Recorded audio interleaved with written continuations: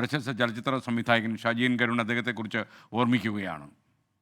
അദ്ദേഹത്തിൻ്റെ ഏറ്റവും ഇഷ്ടപ്പെട്ട ഒരു പുസ്തകം തന്നെയാണ് മഞ്ഞ്.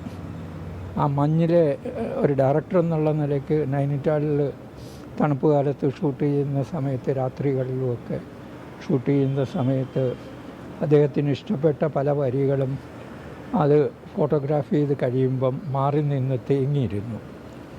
കണ്ണുനീർ ഒപ്പിയതായിട്ട് ഞാൻ പലപ്പോഴും കണ്ടിട്ടുമുണ്ട്. അപ്പോൾ അതിനകത്ത് അദ്ദേഹം ഒരുപക്ഷെ ഒരു ബയോഗ്രഫിക്കൽ സ്കെച്ചുണ്ടോ എന്ന് വരെ ഞാൻ ആലോചിക്കേണ്ടി വന്ന സന്ദർഭങ്ങളുണ്ടായിട്ടുണ്ട് എന്നുള്ളതാണ്. ചലച്ചിത്ര സംവിധായകൻ ഷാജി എൻ കരുൺ സംസാരിക്കുകയായിരുന്നു. വാനപ്രസ്ഥം പോലെ മനോഹരമായ ചിത്രങ്ങൾ നമുക്ക് സമ്മാനിച്ച MDയുടെ തൂലികയിൽ നിന്ന് ഒരുപാട് ചിത്രങ്ങൾ പിറവിയെടുത്തു.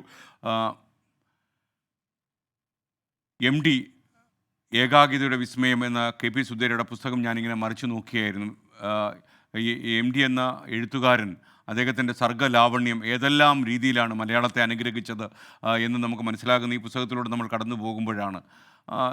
ഈ സിനിമാ ബാഹ്യമായ ലോകത്തും നിറസാന്നിധ്യമായി അദ്ദേഹം മാറുമ്പോൾ സാധാരണ വായനക്കാരനും ഒരു അഭിജാതമായ ജീവിത മുഹൂർത്തങ്ങളും സമ്മാനിക്കാതെ സാധാരണക്കാരൻ്റെ വായനാമുറിയിലേക്ക് കടന്നു ചെല്ലാൻ MDക്ക് കഴിഞ്ഞു എന്നുള്ളതാണ് MDയെ ഒരു മാസ് റൈറ്റർ കൂടിയാക്കി മാറ്റുന്നത്. എല്ലാത്തരം വായനക്കാർക്കും അദ്ദേഹത്തെ വായിക്കാൻ കഴിയുമായിരുന്നു എന്നുള്ളതും അദ്ദേഹത്തിൻ്റെ ജീവിതത്തിൽ ഏറ്റവും ആകർഷകമായ വ്യക്തിപ്രഭാവമായിരുന്നു. ചില എഴുത്തുകാരുണ്ട്, അവർ പ്രതിനിധീകരിക്കുന്ന സിദ്ധാന്തങ്ങൾ മാത്രമാണ് ഏറ്റവും വലുത് എന്ന് ചിന്തിക്കും. മുകുന്ദൻ തന്നെ ഓർമ്മിക്കുകയായിരുന്നു, ഈ ആധുനികത മലയാള സാഹിത്യത്തിൽ കത്തി നിന്ന 70കളിലും 80കളിലും ഒക്കെ തന്നെ MD അതിന് എല്ലാവിധമായ കുടയും പിടിച്ചു കൊടുത്തു എന്നുള്ളതാണ് അദ്ദേഹത്തിൻ്റെ ഏറ്റവും വലിയ പ്രത്യേകത. മമ്മൂട്ടി അതുപോലെ വളരെ പഴയ തലമുറയിലെയും പുതിയ തലമുറയിലെയും നടന്മാരുടെ വൈഭവം കാണുന്ന ഒരാളെന്ന നിലയിൽ എല്ലാ തലമുറയിലുള്ള അഭിനേതാക്കളെയും അദ്ദേഹം പ്രോത്സാഹിപ്പിച്ചു. ഇങ്ങനെ വൈവിധ്യമാർന്ന മേഖലകളിൽ MDയുടെ നിറസാന്നിധ്യം നമുക്ക് അനുഭവപ്പെട്ടിരുന്നു.